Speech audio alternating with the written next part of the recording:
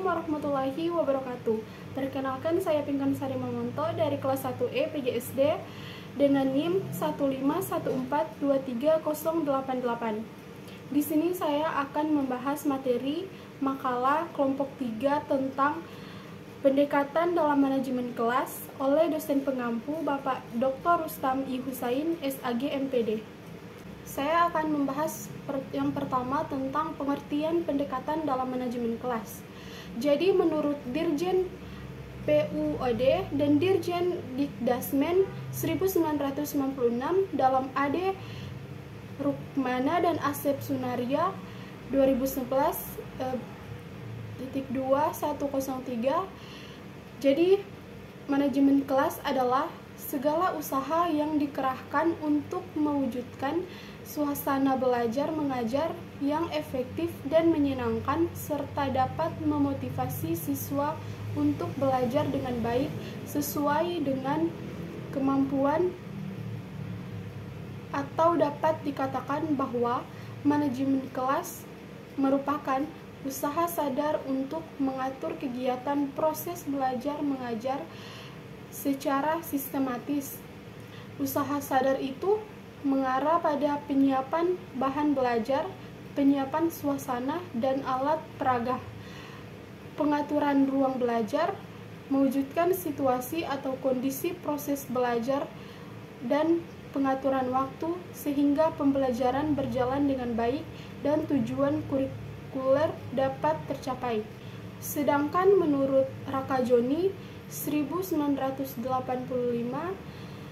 pengelolaan kelas adalah segala kegiatan guru yang menciptakan dan mempertahankan kondisi yang optimal bagi terjadinya proses belajar, sehingga dari dua pendapat tersebut dapat disimpulkan bahwa manajemen kelas adalah kegiatan pengelolaan kelas untuk mewujudkan kegiatan belajar mengajar yang efektif dan menyenangkan. Karwati dan Priyansyah menyatakan bahwa terdapat berbagai pendekatan dalam manajemen kelas, yaitu yang pertama, pendekatan kekuasaan dalam manajemen kelas dapat dipahami sebagai suatu proses untuk mengontrol tingkah laku peserta didik di dalam kelas. Peran guru di sini adalah untuk mempertahankan situasi disiplin dalam kelas.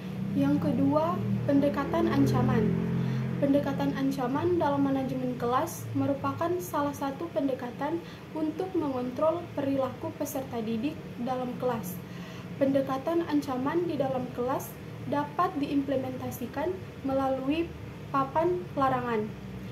Larangan saat belajar dan paksaan kepada peserta didik yang membantah, yang sengaja ditunjukkan agar peserta didik mengikuti apa yang diinstruksikan oleh guru.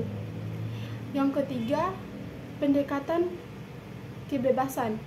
Pendekatan kebebasan dalam manajemen kelas dipahami sebagai suatu proses untuk membantu peserta didik agar merasa memiliki kebebasan untuk mengerjakan sesuatu sesuai apa yang ia pahami dan yang ia inginkan, tanpa dibatasi oleh waktu dan tempat. Yang keempat, pendekatan resep. Pendekatan resep dalam manajemen kelas dilaksanakan dengan memberikan satu daftar yang dapat menggambarkan apa yang harus dan apa yang tidak boleh dikerjakan oleh guru dalam mereaksi semua masalah atau situasi yang terjadi di dalam kelas. Yang kelima, pendekatan pengajaran. Pendekatan pengajaran dalam manajemen kelas didasarkan atas suatu anggapan bahwa pengajaran yang baik akan mampu mencegah munculnya masalah yang disebabkan oleh peserta didik di dalam kelas. Yang keenam, pendekatan perubahan tingkah laku. Pendekatan perubahan tingkah laku dalam manajemen kelas diartikan sebagai suatu proses yang mengubah tingkah laku peserta didik di dalam kelas. Yang ketujuh, pendekatan kerja kelompok. Pendekatan kerja kelompok dalam manajemen kelas memandang peran guru sebagai pencipta terbentuknya kelompok kerja yang berada di dalam kelas. Yang kedelapan, pendekatan elektis atau pluralistik.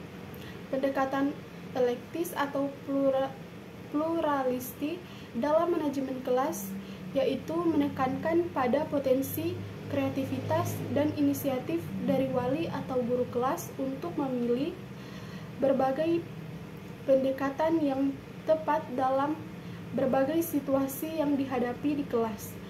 Pendekatan elektis disebut juga pendekatan pluralistik, yaitu manajemen kelas dengan memanfaatkan berbagai pendekatan dalam rangka menciptakan dan mempertahankan kondisi belajar yang efektif dan efisien. Terus yang terakhir, pendekatan teknologi dan informasi. Pendekatan teknologi dan informasi dalam manajemen kelas berasumsi bahwa pembelajaran tidak cukup hanya dengan kegiatan ceramah dan transfer pengetahuan, bahwa pembelajaran modern perlu memanfaatkan penggunaan teknologi dan informasi di dalam kelas. Selanjutnya saya akan membahas tentang pendekatan instruksional. Jadi pendekatan instruksional adalah pendekatan yang mendasarkan kepada pendirian bahwa pengajaran yang dirancang dan dilaksanakan dengan cermat akan mencegah timbulnya sebagian besar masalah manajerial kelas. Jadi pendekatan ini berpendapat bahwa manajerial yang efektif adalah hasil perencanaan pengajaran yang bermutu. Dengan demikian, peran guru adalah merencanakan dengan teliti pelajaran yang baik, kegiatan belajar yang disesuaikan dengan kebutuhan dan kemampuan setiap peserta didik. Terus yang selanjutnya, pendekatan proses kelompok. Pendekatan kerja kelompok dengan model ini membutuhkan kemampuan guru dalam menciptakan momentum yang dapat mendorong kelompok-kelompok di dalam kelas menjadi kelompok yang produktif. Di samping itu, pendekatan ini juga mengharuskan guru untuk mampu menjaga kondisi hubungan antar kelompok agar dapat selalu berjalan dengan baik. Menurut Syaiful Bahri Jamarah, dasar dari grup proses approach ini adalah psikologi sosial dan dinamika kelompok yang mengetengahkan asumsi sebagai berikut. Yang pertama, pengalaman belajar di sekolah bagi peserta didik berlangsung dalam konteks kelompok sosial. Asumsi ini mengharuskan wali atau guru kelas dalam pengelolaan kelas selalu mengutamakan kegiatan yang dapat mengikutsertakan seluruh personal di kelas. Dengan kata lain, kegiatan kelas harus diarahkan pada kepentingan bersama dan sedikit mungkin kegiatan yang bersifat individual. Yang kedua, tugas guru terutama adalah memelihara kelompok belajar agar menjadi kelompok yang efektif dan produktif. Berdasarkan asumsi ini, berarti seorang wali atau guru kelas harus mampu membentuk dan mengaktifkan peserta didik bekerja sama dalam kelompok. Hal tersebut harus dilaksanakan secara efektif agar hasilnya lebih baik daripada peserta didik belajar sehari-hari. Kegiatan guru sebagai kelompok antara lain dapat diwujudkan berupa regu belajar yang bertugas membantu kelompok belajar. Selanjutnya ada pendekatan sosio-emosional. Pendekatan sosio-emosional dalam pengelolaan kelas merupakan suatu proses menciptakan iklim atau suasana emosional dan hubungan sosial yang positif dalam kelas, yang artinya ada hubungan baik yang positif antara guru dengan peserta didik, serta hubungan antar peserta didik. Di sini, guru adalah kunci terhadap pembentukan hubungan pribadi itu, dan perannya adalah menciptakan hubungan pribadi yang sehat. Pendekatan sosio-emosional akan tercapai secara maksimal apabila hubungan antar pribadi yang baik berkembang di dalam kelas.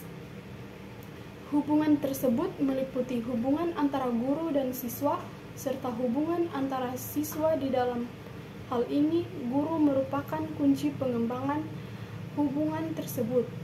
Oleh karena itu, seharusnya guru mengembangkan iklim kelas yang baik melalui pemeliharaan hubungan antar pribadi di kelas. Baik, kesimpulan dari materi tentang pendekatan dalam manajemen kelas, yaitu pengelolaan kelas merupakan suatu usaha guru untuk menciptakan suasana kegiatan belajar mengajar yang kondusif agar tercapai kondisi yang optimal sesuai dengan yang diharapkan dan mengendalikannya apabila terjadi gangguan dalam pembelajaran. Dengan kata lain, pengelolaan kelas merupakan kegiatan pengaturan kelas untuk kepentingan pembelajaran. Adapun pendekatan dalam pengelolaan kelas agar pembelajaran menjadi efektif meliputi pendekatan kekuasaan, pendekatan ancaman, pendekatan kebebasan, pendekatan resep, pendekatan pembelajaran, pendekatan perubahan tingkah laku, pendekatan suasana emosi dan hubungan sosial, pendekatan proses kelompok, dan pendekatan elektis atau pluralistik. Baiklah, sekian materi dari saya. Lebih dan kurangnya saya mohon maaf. Wabillahi taufiq wal hidayah. Wassalamualaikum warahmatullahi wabarakatuh.